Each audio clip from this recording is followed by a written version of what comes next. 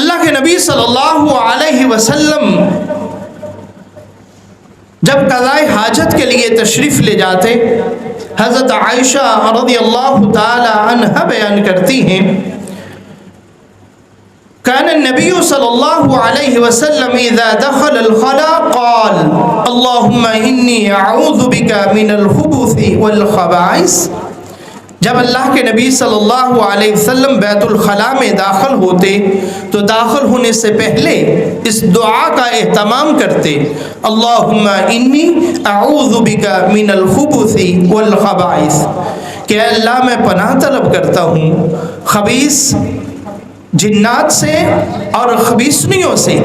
گویا کہ یہ اپنی اسلام ہے، تعلیم دیتا ہے کہ تم نے کس جگہ کا انتخاب کرنا ہے۔ تم اس بیت الخلاء میں داخل ہو رہے ہو تو اللہ کی پناہ طلب کرو، تاکہ تم ان جنات سے اور خبیث جنات سے اپنے آپ کو محفوظ کر لو۔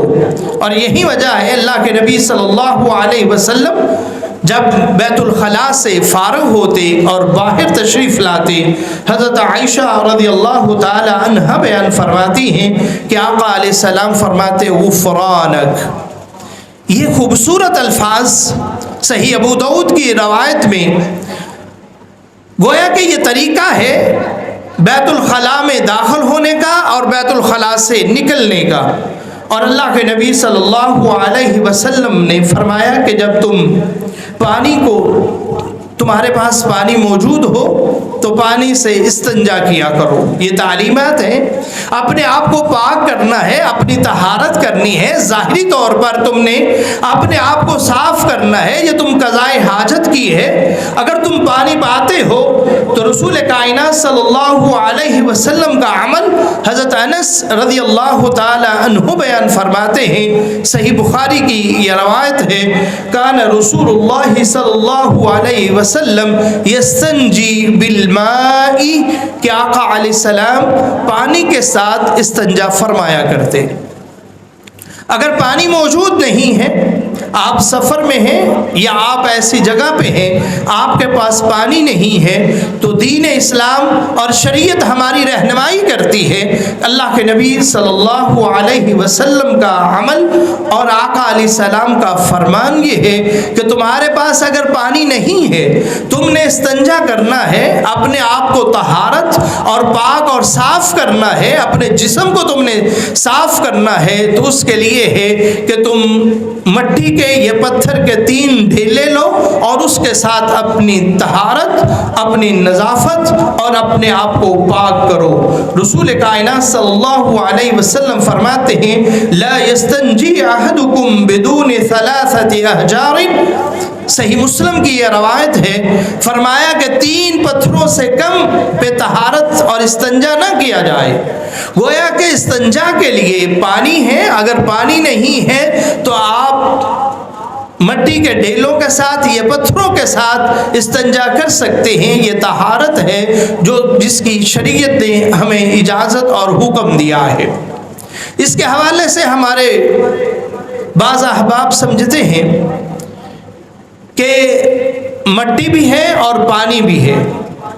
بعض واش روم میں ہم نے دیکھا ہے کہ وہاں لیٹرینوں کے اندر مٹی بھی رکھی ہوتی ہے، حالانکہ پانی موجود ہے، پانی موجود ہے پھر بھی مٹی، اور وہ دلیل دیتے ہیں جی دیکھیے اللہ کے نبی صلی اللہ علیہ وسلم نے فرمایا کہ مٹی کے ساتھ استنجا کیا جائے۔ لیکن اس سے پہلے صحیح بخاری کی روایت میں پیش کر چکا ہوں کہ اللہ کے نبی صلی اللہ علیہ وسلم پانی کے ساتھ استنجا فرماتے۔ گویا کہ یہ ضروری نہیں ہے، بلکہ اس کو ایسا نہیں کرنا چاہیے۔ جب پانی موجود ہے تو پھر مٹی، اگر نہیں مٹی کا استعمال نہیں کیا جاتا تو تمہاری طہارت مکمل ہے۔ ہاں یہ عمل ٹھیک ہے، اگر تمہارا پانی نہیں پاتے اور نجاست، تم اپنی گندگی اور نجاست کے لیے ڈھیلوں کا استعمال کرتے ہو اور بعد میں تمہیں پانی مل جاتا ہے تو یہ طہارت ہے، اس کو تم صاف کر سکتے ہو، اس کے لیے اجازت ہے۔ صحیح روایت ہے اللہ کے نبی صلی اللہ علیہ وسلم استنجا کرنے کے بعد حضرت میمونہ رضی اللہ تعالی عنہا بیان فرماتی ہیں کہ اللہ کے نبی صلی اللہ علیہ وسلم جب استنجا فرماتے اور استنجا کرنے کے بعد آقا علیہ السلام اپنے ہاتھوں کو مٹی سے دھو لیتے. اور صحیح بخاری کی یہ روایت طہارت حاصل کرنے کے لیے جب تم استنجا سے فارغ ہو جاؤ، تم قضائے حاجت سے فارغ ہو جاؤ، تو پھر تم اپنے ہاتھوں کو مٹی کے ساتھ یا صابن کے ساتھ تم اپنے آپ ہاتھوں کو پاک کرو، صاف کرو. یہ طہارت ہے تمہارے ہاتھوں کی. اس کے حوالے سے ہم اختصار کے ساتھ جب ہم نے استنجے سے ہم فارغ ہوئے اور پھر سب سے پہلا عبادت کے لیے جو شرط ہے وہ وضو ہے. وضو کے بارے میں قرآن کہتا ہے یا ایھا الذین آمنوا اذا کنتم الی الصلاۃ فاغسلوا وجوہکم وایدیکم الی المرافق. یہ وضو کا ذکر کرتے ہوئے اہل ایمان کو یہ حکم دیا جاتا ہے کہ ایمان کا دعویٰ کرنے والوں اذا کنتم الی الصلاۃ، جب تم نماز کے لیے آؤ تو پھر وضو کر لو. گویا کہ نماز سے پہلے وضو شرط ہے کہ اپنے آپ کو تم نے پاک کیا ہے، اب تم وضو کر لو. وضو کر کے تم اللہ کے دربار میں حاضر ہو، پاک اور صاف ہو کر تم آؤ. اور وضو سے پہلے ایک عمل جو خوبصورت عمل ہے اور وہ بھی طہارت ہے، جس کو منہ کی صفائی کہا جاتا ہے. اور وہ خوبصورت عمل جس کو اللہ کے نبی صلی اللہ علیہ وسلم اس قدر پسند فرماتے اور آقا علیہ السلام کی احادیث کا اگر مطالعہ کیا جائے اور رسول کائنات صلی اللہ علیہ وسلم کی سیرت کا اگر مطالعہ کیا جائے تو اللہ کے نبی صلی اللہ علیہ وسلم کا یہ عمل اس قدر اہم اور اس کثیر تعداد میں روایات موجود ہیں کہ آقا علیہ السلام جب بھی نیند سے بیدار ہوتے تو آقا علیہ السلام مسواک کرتے. جب بھی آقا علیہ السلام گھر میں داخل ہوتے تو آقا علیہ السلام مسواک کرتے. اور اسی لیے اللہ کے نبی صلی اللہ علیہ وسلم کا فرمان موجود ہے، فرمایا السواک مطہرۃ للفم ومرضاۃ للرب، کہ مسواک جو ہے یہ ایک تو منہ کی صفائی ہے، منہ کی طہارت ہے، اور ایک تمہارے اللہ کی رضا بھی ہے. تمہارا اللہ اس سے راضی بھی ہوتا ہے جب تم اپنے منہ کو صاف کرتے ہو، منہ کی طہارت کرتے ہو، مسواک کرتے ہو. اور دوسری روایت میں اللہ کے نبی صلی اللہ علیہ وسلم کا فرمان، آقا علیہ السلام نے فرمایا لولا ان اشق علی امتی لعمرتهم، اگر میری امت کے لیے یہ مشکل نہ ہوتا، میں اس کے لیے مشقت نہ سمجھتا،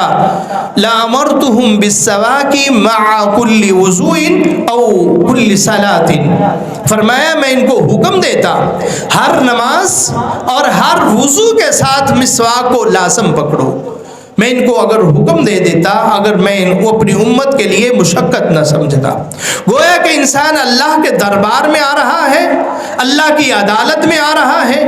تو اپنے آپ کو صاف، جس طرح لباس کو، جسم کو پاک اور صاف کرنا ہے، ایسے ہی انسان اپنے منہ کو صاف کرے جس کے ساتھ اس نے اللہ کی تعریف کو بیان کرنا ہے.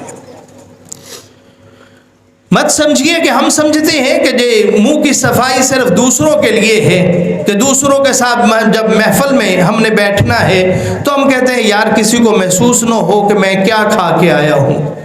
لیکن ہم یہ کبھی نہیں محسوس کرتے کہ میں اللہ کی عدالت میں کھڑا ہونے لگا ہوں، اللہ کے سامنے جا رہا ہوں. جہاں اللہ کے بندے میرے ساتھ نماز میں کھڑے ہوں گے، وہاں میرے ساتھ کرامن کاتبین بھی ہیں، اللہ کے فرشتے بھی ہیں جو میرے نکلنے والے الفاظ کو ما یلفظ من قول الا لدیہ رقیب عتید، جو بھی انسان اپنی زبان سے لفظ نکالتا ہے اللہ کے مقرب ترین فرشتے اس کو تحریر کر لیتے ہیں، لکھنے کے لیے تیار بیٹھے. گویا کہ یہ طہارت جو ہے، یہ منہ کی صفائی جو ہے،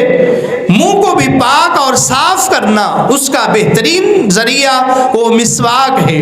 مسواک کے حوالے سے اللہ کے نبی صلی اللہ علیہ وسلم کی زندگی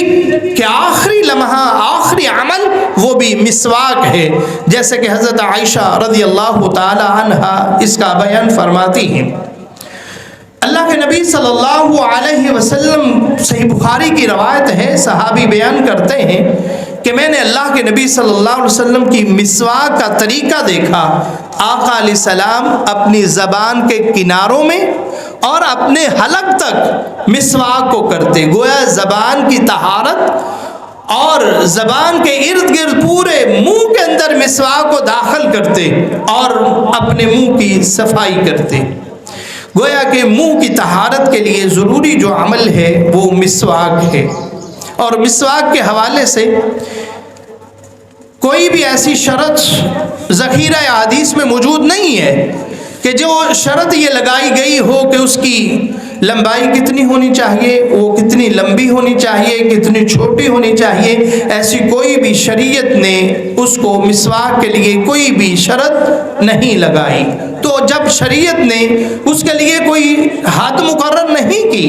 کوئی شرط نہیں لگائی، تو ہمیں بھی اس کو لیے اپنی طرف سے کوئی حد بندی نہیں کرنی چاہیے۔ یہ نہیں کہ مسواک اتنی بڑی ہوگی تو پھر ہی جو وہ مسواک ہے، حالانکہ مسواک کیا ہے، وہ اپنے آپ کو طہارت کرنی ہے، منہ کو صاف کرنا ہے۔ بعض اصحاب سے یہ ملتا ہے اگر ان کے پاس کوئی مسواک نہ ہوتی تو وہ اپنی انگلی کو داخل کرتے اور اچھی طرح صاف کرتے، اس لیے کہ مقصود و مطلوب جو ہے وہ منہ کی صفائی ہے، منہ کی طہارت ہے۔ جب ہم نے منہ کی صفائی کر لی، پھر ہم نے طہارت جو حاصل کرنی ہے وہ وضو ہے۔ وضو کے حوالے سے معذرت کے ساتھ ایک لفظ ہے جو ہم صحیح نہیں بولتے، وہ ہے ہم کہتے ہیں وضو۔ وضو نہیں ہوتا، اصل میں لفظ وضو ہوتا ہے واو کے ضمہ کے ساتھ۔ وضو کے حوالے سے طریقہ سب بھائیوں کو موجود ہے، معلوم ہے، لیکن پھر بھی اختصار کے ساتھ ہم سب سے پہلے دیکھتے ہیں کہ وضو کے لیے سب سے جو اولین شرط ہے وہ نیت ہے، اس لیے کہ انما الاعمال بالنیات، تمام عملوں کا دار و مدار جو ہے وہ نیت پر ہے۔ وضو کی نیت کرتے ہوئے ہم سب سے پہلے اپنے ہاتھوں کو دھوئیں گے، اس لیے کہ اللہ کے نبی صلی اللہ علیہ وسلم کا فرمان ہے اذا استيقظ احدكم من نومه فليغسل يده قبل ان يدخلها، کہ جب تم نیند سے بیدار ہو تو اپنے ہاتھوں کو کسی برتن میں داخل نہ کرو، اس سے پہلے کہ تم اپنے ہاتھوں کو دھو لو، اس لیے کہ تم میں سے کوئی نہیں جانتا لا یدری این باتت یدہ، کہ رات کو تمہارے ہاتھ نے رات کہاں بسر کی ہے۔ ہو سکتا ہے نیند کی حالت میں تمہارا ہاتھ ایسی جگہ پہ لگے جو ناپاک جگہ ہے، اس لیے تعلیمات اسلام یہ ہے، اللہ کے نبی صلی اللہ علیہ وسلم کی خوبصورت تعلیمات یہ ہیں کہ امام بخاری رحمۃ اللہ علیہ اس روایت کو نقل کرتے ہیں کہ آقا علیہ السلام نے فرمایا تم نے اگر وضو کرنا ہے تو وضو سے پہلے کسی برتن میں ہاتھ داخل نہ کرو، بلکہ الگ سے اپنے ہاتھوں کے اوپر پانی ڈالو اور پھر اپنے ہاتھ کو پاک اور صاف کر کے دھو کر کے پھر برتن میں داخل کرو۔ اب ہم نے برتن کے اندر ہاتھوں کو داخل کیا اور پھر فرمایا کہ توضؤ بسم اللہ، سب سے پہلا عمل وہ ہم نے بسم اللہ پڑھنا ہے، اور فرمایا لا وضوء لمن لم یذکر اسم اللہ، جو وضو سے پہلے بسم اللہ نہیں پڑھتا اس کا کوئی وضو نہیں ہے۔ گویا کہ وضو سے پہلے یہ ضروری ہے کہ ہم اللہ کا نام لیں، اور حدیث میں یہی الفاظ آئے ہیں توضؤ بسم اللہ لا وضوء لمن لم یذکر اسم اللہ، اس کا کوئی وضو نہیں ہے جو بسم اللہ نہیں پڑھتا۔ چونکہ احادیث میں یہ الفاظ اتنے ہی ہیں تو ہمیں بھی وضو کی ابتدا کرتے ہوئے، طہارت کرتے ہوئے بسم اللہ الرحمن الرحیم کی جگہ یہ الفاظ بسم اللہ ہی پڑھ لینے چاہیے، یہی بہترین عمل ہے۔ بسم اللہ پڑھنے کے بعد ہم اپنے ہاتھوں کو دھوئیں گے اور پھر کلی کریں گے اور ناک کے اندر پانی کو داخل کریں گے۔ صحیح بخاری کی روایت کہ اللہ کے نبی صلی اللہ علیہ وسلم ایک چلو لیتے، پانی کو بھرتے اور آدھا منہ میں داخل کر لیتے اور آدھا ناک میں چڑھا لیتے، یہ صحیح بخاری کا عمل، صحیح بخاری کی روایت اللہ کے نبی صلی اللہ علیہ وسلم کا عمل ہے۔ اگرچہ الگ الگ لینا بھی یہ صحیح حدیث سے ثابت ہے، لیکن یہ بہترین عمل وہ صحیح بخاری کی روایت، ایک ہی چلو بھرے، آدھا منہ میں داخل کر لیں، آدھا ناک پہ چڑھا لیں، اور ناک میں پانی چڑھاتے لیے بس یہ نہ کریں کہ بس رسماً ایسے کیا، بلکہ اس کے لیے خوبصورت جو طریقہ ہے وہ ناک کے بانسے تک اس کو چڑھائیں۔ یہ ہڈی ہے یہاں تک، اور یہ وہ جگہ ہے جس کے حوالے سے اللہ کے نبی صلی اللہ علیہ وسلم نے فرمایا کہ شیطان جو ہے یہاں رات بسر کرتا ہے، تو یہاں تک، اور پھر اپنے ناک کو اچھی طرح جھاڑ لیں۔ یہ اللہ کے نبی صلی اللہ علیہ وسلم کا عمل ہے۔ فرمایا کہ ناک کو اچھی طرح جھاڑ لو، اس لیے کہ ناک کے بانسے میں جو ہے شیطان رات بسر کرتا ہے، اور یہ مشہور روایت ہے۔ اللہ کے نبی صلی اللہ علیہ وسلم فرماتے ہیں شیطان یہاں رات بسر کرتا ہے، اور پھر شیطان انسان کو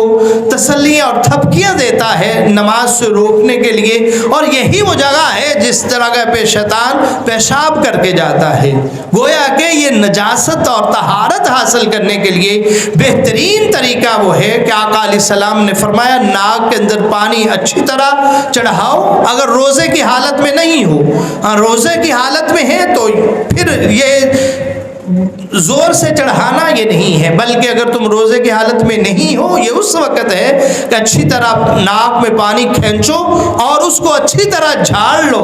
اور اچھی طرح اس کی صفائی کر لو، اس لیے کہ یہاں پہ رات جو بسر کرنے والا شیطان ہے اس کی طہارت بھی ہو جائے، اور مقصود ہمارا کیا ہے؟ وہ طہارت ہے، وہ صفائی ہے، وہ پاکی ہے جس کو ہم نے حاصل کرنا ہے۔ گویا ہم نے ناک میں پانی چڑھایا اور کلی کی، اب اس کے بعد ہم نے چہرے کو دھونا ہے۔ چہرے کو دھوتے وقت ہم نے ایک عمل کرنا ہے، اور وہ ہے داڑھی کا خلال کرنا۔ اس کے حوالے سے جو صحیح روایت ہے، صحیح ابو داؤد کی روایت، اللہ کے نبی صلی اللہ علیہ وسلم یہ چلو لیتے، پانی بھرتے اور داڑھی کے نیچے سے پانی کو داخل کرتے۔ ہم تو ماشاءاللہ بعض دفعہ ہوتا ہے پانی لیتے ہیں کبھی ادھر سے کبھی ادھر سے، کبھی داڑھی کو نہ جانے پتہ نہیں کتنی بار ہم یہ عمل کرتے ہیں۔ اللہ کے نبی صلی اللہ علیہ وسلم کا بہترین عمل وہ یہ ہے کہ آقا علیہ السلام ایک چلو لیتے اور ایک ہی چلو لیتے،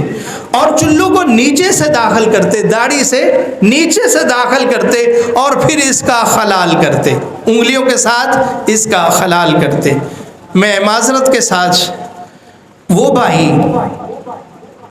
جو اس سنت سے محروم ہے، کیا اس کا وضو مکمل ہوگا؟ حدیث ہے اور عمل یہ ہے کہ آقا علیہ السلام داڑھی کا خلال کرتے، داڑھی کے اندر پانی کو داخل کرتے، اور ہم تصور کریں اگر ہم یہ سنت سے محروم ہیں تو ہمیں سوچنا چاہیے کہ ہم ایک بہت بڑی سنت سے محروم ہیں۔ اللہ تعالی ہمیں ہدایت نصیب فرمائے۔ وضو کو چہرے کو دھونے کے بعد اور خلال کرنے کے بعد ہم نے دونوں ہاتھوں کو کونیوں سمیت دھونا ہے، صحیح بخاری کی یہ روایت ہے، اور اس کے بعد پھر ہم نے سر کا مسح کرنا ہے، اور مسح کرنے کا طریقہ یہ ہے، قرآن نے بھی اس کا ذکر کیا ہے کہ اپنے سروں کا مسح کرو، قرآن میں بھی یہ موجود ہے، اور اللہ کے نبی صلی اللہ علیہ وسلم جنہوں نے پریکٹیکلی طور پر کر کے دکھایا ہے۔ صحابی روایت کرتے ہیں کہ اللہ کے نبی صلی اللہ علیہ وسلم نے اپنے دونوں ہاتھوں کو پانی سے تر کیا، صحیح بخاری کی روایت ہے، اور آقا علیہ السلام نے اپنے سر سے، یہ بالوں سے یہاں سے ابتدا کی، اور انہی دونوں ہاتھوں کو یہاں گدی تک لے گئے، اور پھر یہاں سے واپس وہاں سے لے آئے جہاں سے اس کی ابتدا کی تھی۔ گویا کہ یہ سر کا مسح کرنے کا طریقہ ہے، اور اللہ کے نبی صلی اللہ علیہ وسلم نے یہ انگلیوں کو لیا اور اپنے کانوں میں داخل کیا، اور کانوں کو داخل کرتے ہوئے کانوں کے سارے سوراخوں کے اوپر اس طرح گھمایا. یہ طریقہ ہے وضو کا. اور طہارت جو کان ہے، کانوں کی طہارت کا بہترین طریقہ جو اللہ کے نبی صلی اللہ علیہ وسلم نے اور فرمایا کہ پھر آقا علیہ السلام نے یہ انگوٹھا کانوں کی پچھلی سائڈ پہ اس طرح اس کو گھمایا. یہ خوبصورت طریقہ ہے طہارت کا جو اللہ کے نبی صلی اللہ علیہ وسلم نے ہمیں سکھایا ہے. اللہ اکبر. ایک حدیث میں آتا ہے کہ یہ جو کان ہیں یہ سر کا ہی حصہ ہے، اس لیے یہ کانوں کا مسح کرنا اور کانوں کو اس کے اندر اس کا خلال کرنا، اس طرح ابہام کے ساتھ یعنی انگوٹھے کے ساتھ اس کا مسح کرنا، یہ بھی وضو کی زینت ہے اور طہارت کا ایک حصہ ہے. جب ہم نے کانوں سر کا مسح کر لیا، پھر ہمارا آخری عمل وہ پاؤں کو دھونا ہے کہ ہم نے اچھی طرح پاؤں کو صاف کیا، پاؤں کو دھویا. اور اللہ کے نبی صلی اللہ علیہ وسلم جب پاؤں کو دھوتے تو پاؤں کو اچھی طرح ملتے اور اپنی چھوٹی انگلی کے ساتھ پاؤں کی انگلیوں کا خلال بھی کرتے. اور یہی وہ عمل ہے کہ بعض دفعہ انسان جلدی میں وضو کرتا ہے تو اکثر طور پر ایڑیاں جو ہیں وہ خشک رہ جاتی ہیں. اسی لیے اللہ کے نبی صلی اللہ علیہ وسلم کا فرمان ایڑیوں کے حوالے سے ہے اور صحیح بخاری کی روایت ہے. اللہ کے نبی صلی اللہ علیہ وسلم نے فرمایا ویل للعقاب من النار، ایڑیوں کے لیے جہنم ہے، ایڑیوں کے لیے آگ ہے. اور اس کا سبب کیا ہے کہ انسان جب وضو کرتا ہے تو اس کی ایڑیاں خشک رہ جاتی ہیں. اللہ کے نبی صلی اللہ علیہ وسلم نے ایک صحابی کو دیکھا وضو کیا اور ان کی جگہ تھوڑی سی ایک ناخن کے برابر ایک جگہ تھی جو خشک رہ گئی. تو آقا علیہ السلام نے فرمایا کہ جاؤ دوبارہ وضو کر کے آؤ. ہماری عادت تو یہ ہے نا، ہم کسی کو بتائیں نا کہ یار دیکھو تمہارا نا یہ یہاں سے جگہ خشک ہے، ہم اسی طرح مان لیتے ہیں ٹھیک ہے جی، یا ہم وہ کہتے جو ہو گیا وضو. نہیں، اللہ کے نبی صلی اللہ علیہ وسلم کا فرمان اور یہ دلیل اس بات کی ہے کہ اگر کوئی حصہ خشک رہ گیا ہے، چہرے کا حصہ ہے یا کونیاں ہیں، بعض دفعہ کونیاں خشک رہ جاتی ہیں یا ایڑیاں خشک رہ جاتی ہیں، تو اس کے لیے ضروری ہے اللہ کے نبی صلی اللہ علیہ وسلم کے اس فرمان کے مطابق اس کو چاہیے کہ وہ دوبارہ وضو کر کے آئے اور دوبارہ پھر وہ شروع سے وضو کرے. یہ اس کے لیے ضروری ہے. اور بالخصوص ایڑیوں کے حوالے سے فرمایا کہ ویل للعقاب من النار، یہ جہنم کا حصہ ہے. گویا کہ اس قدر اہمیت ہے وضو کو اور اچھی طرح وضو کرنے کی. جس طرح یہ ضروری ہے ایسے ہی اس کی فضیلت ہے،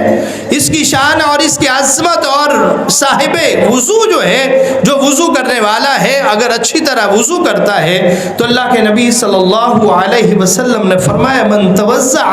فاحسن الوضوء، جس نے وضو کیا اور اچھی طرح وضو کیا،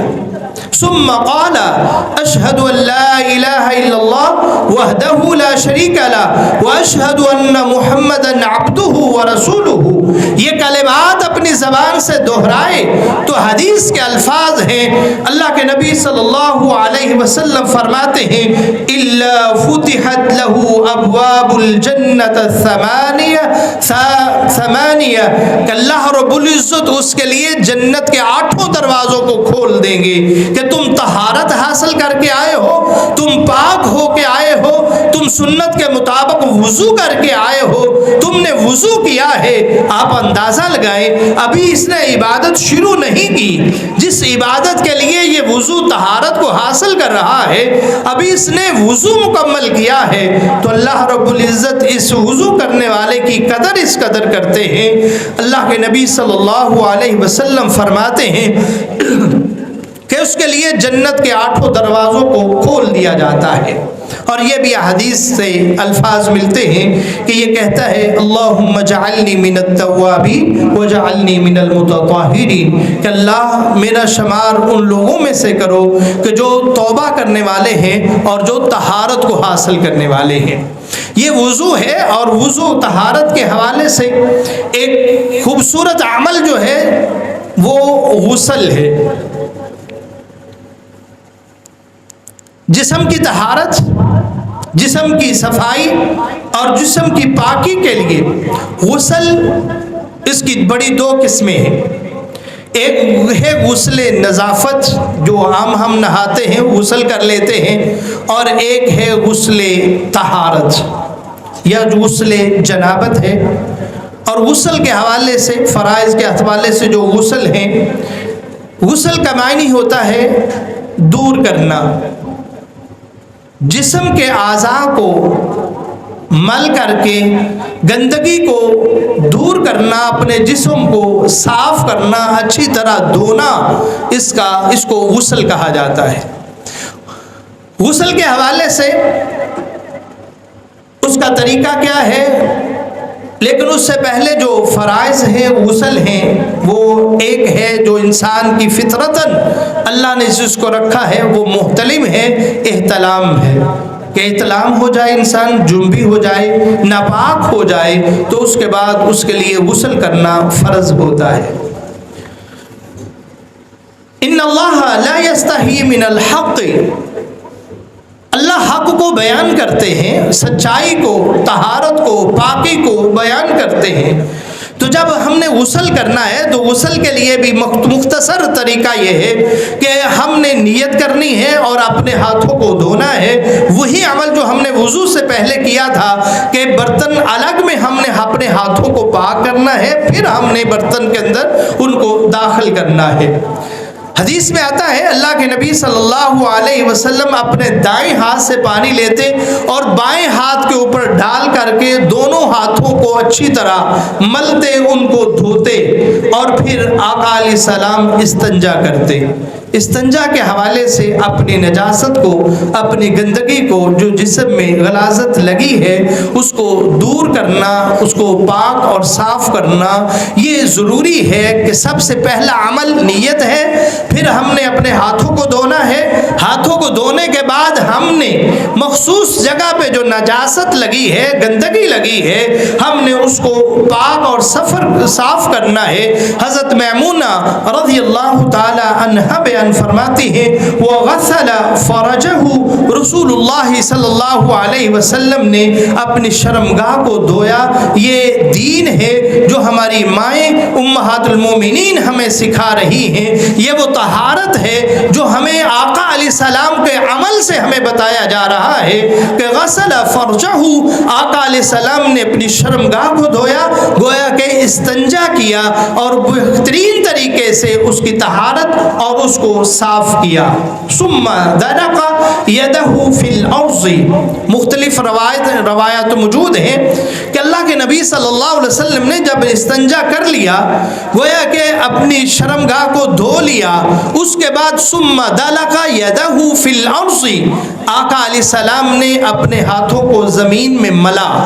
زمین کے ساتھ اس کو پھر مل کر دھویا۔ گویا کہ جب ہم نے استنجا کرنا ہے، استنجا کے بعد پھر ہم نے اپنے ہاتھوں کو صابن کے ساتھ دھو لینا ہے اور اس کو صاف کر لینا ہے۔ ثم وضوء، پھر ہم نے وضو کرنا ہے، اور وضو جس طرح نماز کے لیے کیا جاتا ہے ویسے ہی ہم نے وضو کرنا ہے۔ اور یہ وضو یہاں تک ہے کہ ہم نے اپنی کونیوں کو دھونا ہے، سر کا مسح نہیں کرنا، اس لیے کہ حدیث میں یہ بات ہمیں ملتی ہے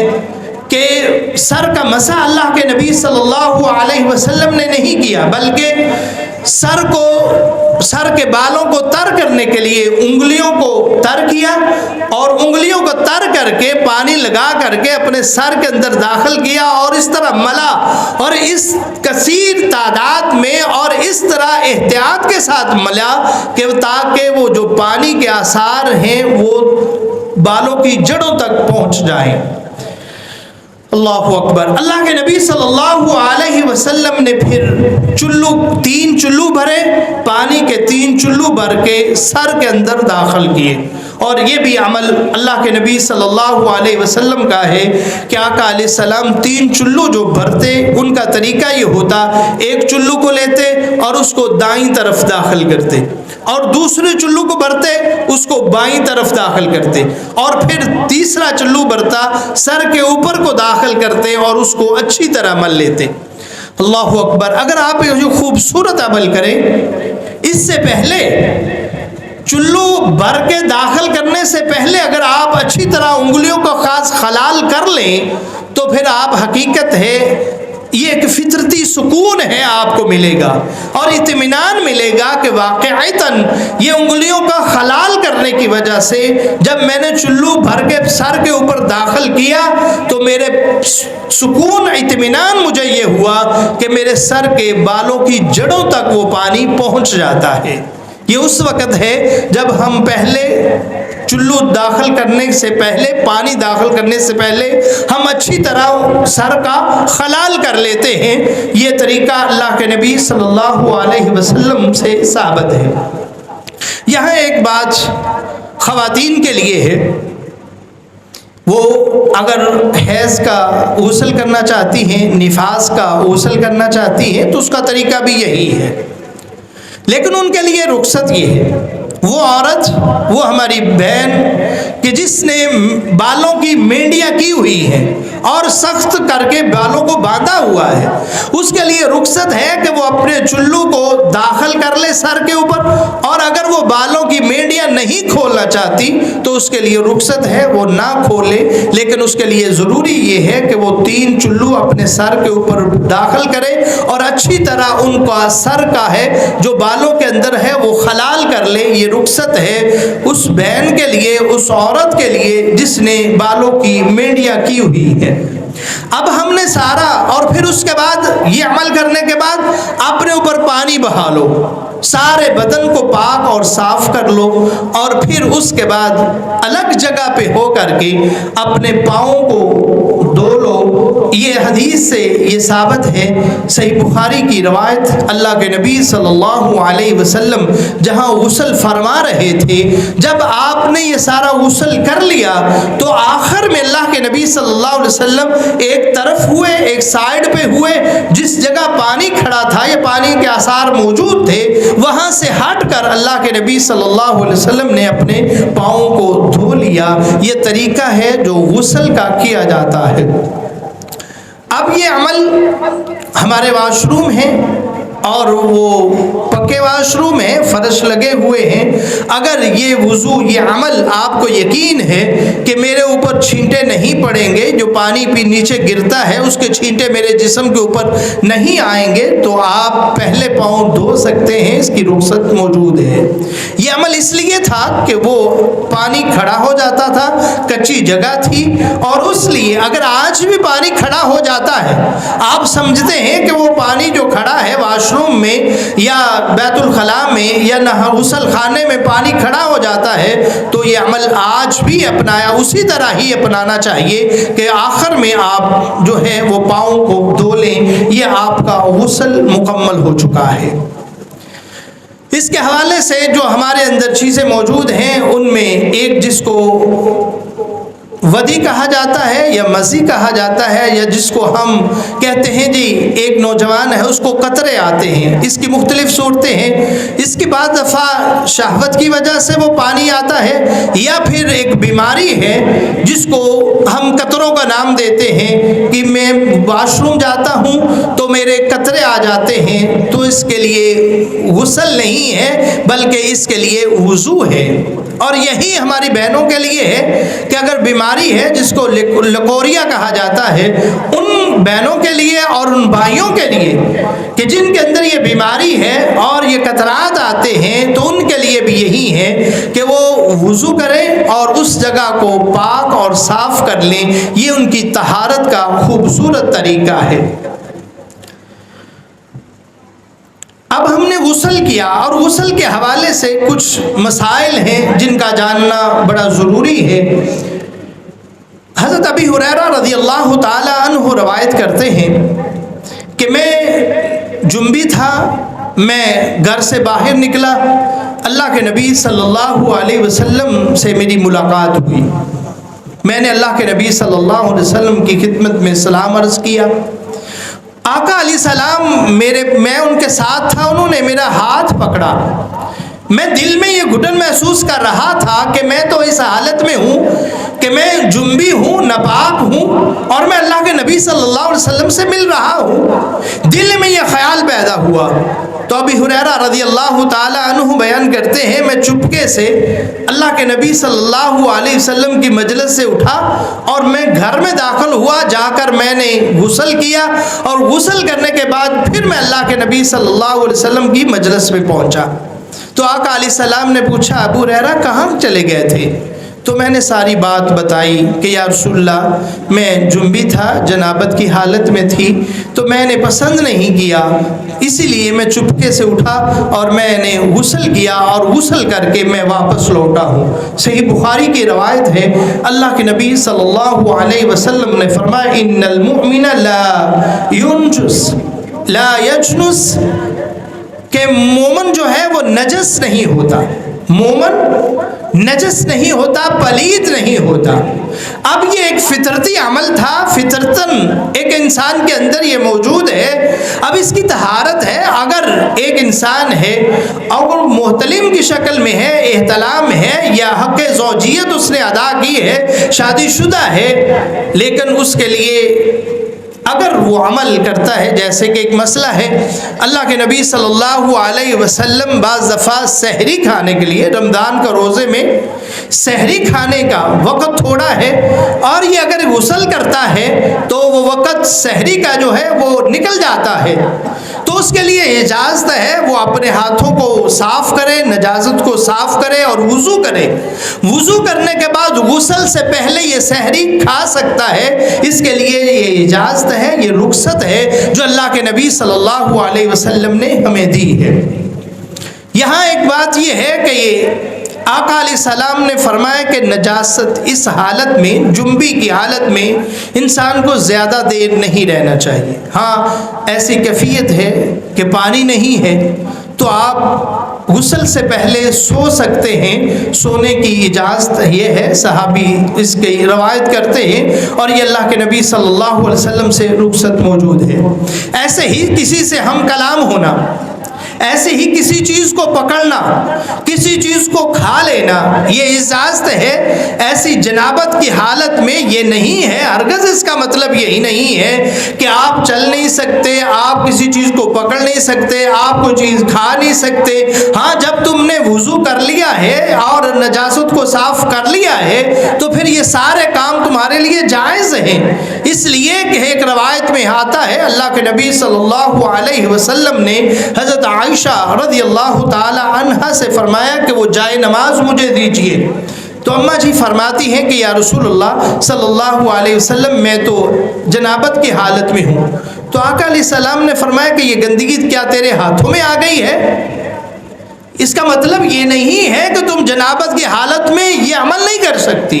ہاں جن چیزوں سے روکا ہے قرآن ہے، تم قرآن کو نہیں پکڑ سکتے، لیکن ایسی حالت میں تم برتنوں کو پکڑنا یا کسی چیز کو پکڑنا یہ تمہارے لیے جائز ہے، اس کی رخصت موجود ہے۔ غسل کے حوالے سے اگر میاں اور بیوی، خامد اور بیوی ایک برتن میں غسل کرنا چاہتے ہیں تو وہ غسل کر سکتے ہیں، اس کی رخصت موجود ہے۔ حالانکہ دونوں روایات ہیں، حضرت میمونہ رضی اللہ تعالی عنہا سے بھی اور حضرت عائشہ رضی اللہ تعالی عنہا سے بھی یہ روایت موجود ہے۔ ایک روایت میں ہے کہ اللہ کے نبی صلی اللہ علیہ وسلم نے فرمایا کہ کسی کے غسل کے بچے ہوئے پانی سے غسل نہ کیا جائے، اور دوسری روایت حضرت عائشہ رضی اللہ تعالی عنہا کی صحیح بخاری کی روایت ہے کہ آقا علیہ السلام میں اور اللہ کے نبی صلی اللہ علیہ وسلم ایک ہی ٹب میں، ایک ہی برتن میں ہم دونوں غسل کر لیتے۔ باری میں اور آقا علیہ السلام جب برتن میں ہاتھ داخل کرتے تو بعض دفعہ ہمارے ہاتھ ٹکرا جاتے، چھو لیتے، اور ایک ہی برتن میں ہم غسل کر لیتے۔ یہ رخصت ہے اور یہ جائز ہے اگر خامد اور بیوی ایک ہی ٹب میں غسل کرتے ہیں۔ غسل کے حوالے سے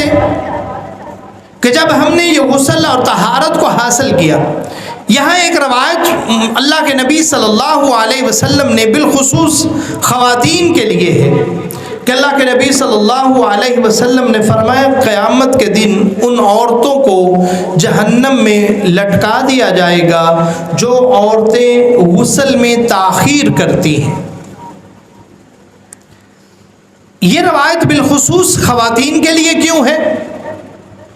حالانکہ یہ مرد کو رخصت مل رہی ہے کہ آپ بالفرض باہر جانا چاہتے ہیں تو جا سکتے ہیں، کسی کو سلام کرنا چاہتے ہیں تو کر سکتے ہیں، سحری کھانا چاہتے ہیں تو کھا سکتے ہیں، لیٹنا چاہتے ہیں، سونا چاہتے ہیں تو یہ سو سکتے ہیں۔ لیکن اللہ کے نبی صلی اللہ علیہ وسلم بالخصوص خواتین کے لیے یہ وعید کو سناتے ہوئے فرمایا کہ قیامت کے دن اللہ رب العزت ان کو جہنم میں الٹا کر کے داخل کرے گا جو عورتیں پاکی میں طہارت حاصل کرنے میں تاخیر کرتی ہیں۔ یہ وعید ان کے لیے ہے، اور ان کے لیے کیوں ہے، اس میں کیا حکمت ہے، یہ اللہ کے نبی صلی اللہ علیہ وسلم کا فرمان ہے۔ ہمیں اس کو حکمت ہی سمجھ کر کے اور یہ عمل اس کو مانتے ہوئے، اس لیے کہ ہمارے نبی کا فرمان ہے،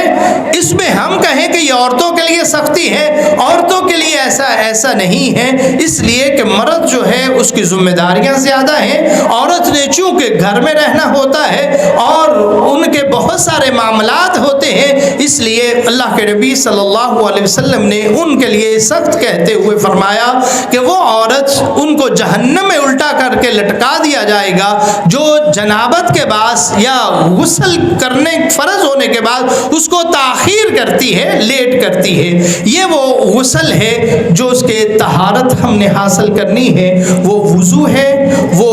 غسل جنابت ہے، وہ غسل حیض ہے، وہ غسل نفاس ہے، وہ غسل ہے جو اس کا طریقہ ہم نے ابھی سیکھا ہے اور سکھایا ہے۔ اللہ رب العزت ہمیں اس کو اپنانے کی توفیق عطا فرمائے، اس لیے کہ اللہ کے نبی صلی اللہ علیہ وسلم فرماتے ہیں الطہور شطر الایمان،